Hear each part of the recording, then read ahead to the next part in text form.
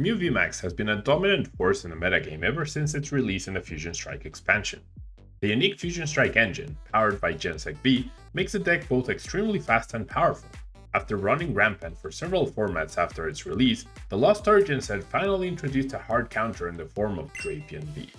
Drapion was handcrafted to counter Mew, with its ability and attack combining to 1KO Mew VMAX with zero effort. Since that hasn't been enough to deter Mew VMAX, Paldea Evolved has brought along the new Spiritomb, which shuts down Genesect from the bench. Will this be enough to stop Mew? Keep watching to find out!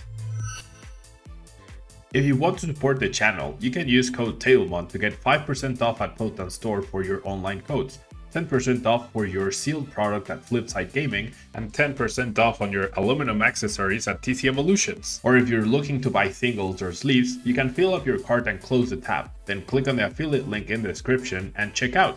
That way you can support the channel over at TCG Player, Card Market, and Dragon Shield. This video is sponsored by the Pokémon TCG deck building website PokemonCard.io. ¿Eres de México y necesitas cartas de Pokémon? Busca Hyper Beam Cards en Facebook e Instagram. Y si estás en Tijuana, búscalos en el local C27 en el Centro Comercial Otay.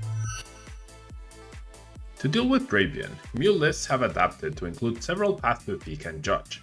With Hand Disruption plus Ability Lock, it was unlikely that opponents would be able to take out 2 Mew VMAX fast enough.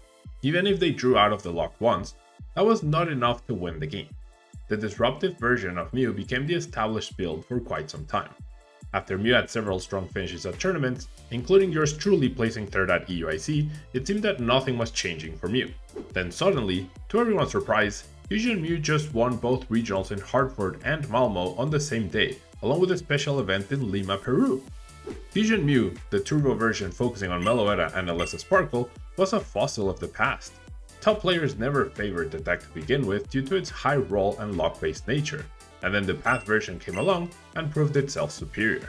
It seemed as though Fusion Mew was never necessarily the inferior version, but it was just not represented enough. Although it does not have the disruption of Path and Judge, Fusion Mew has single price attackers in Meloetta and Deoxys. These Pokemon help Mew with its biggest problem. Although Mew VMAX is powerful, it is a 3-price Pokemon, so it loses a price trade against almost everything. This is why Mew had to rely on disruption in the first place. However, with Meloetta acting as a one-time nuke and Deoxys providing a more balanced option, Mew doesn't always have to put the VMAX in the line of fire. Furthermore, Alessa Sparkle enables a turn 1 attack, which is an option that the disruption version never had. And this isn't just any turn 1 attack. This is a turn 1 Melodious Echo for absurd amounts of damage. In the newly released Paldea Evolved expansion, there is another card that all Mew players have their eye on, the new Spiritomb. Spiritomb is an absolute menace for Mew, as its ability turns off all abilities of Pokemon V. It is a basic Pokemon, and its ability works even while it is on the bench, meaning any deck can easily include it to counter Mew. Once it hits the board, all Genesect V become dead weight, and the deck can no longer draw any cards. However, Mew has proven to be adaptable, and it even manages to win tournaments where people play Drapion V. Although Spiritomb is a bit of a roadblock, it is not the end of Mew. Mew can simply KO it with Boss's Orders to solve the problem, though it might have trouble drawing the cards necessary to attack without abilities.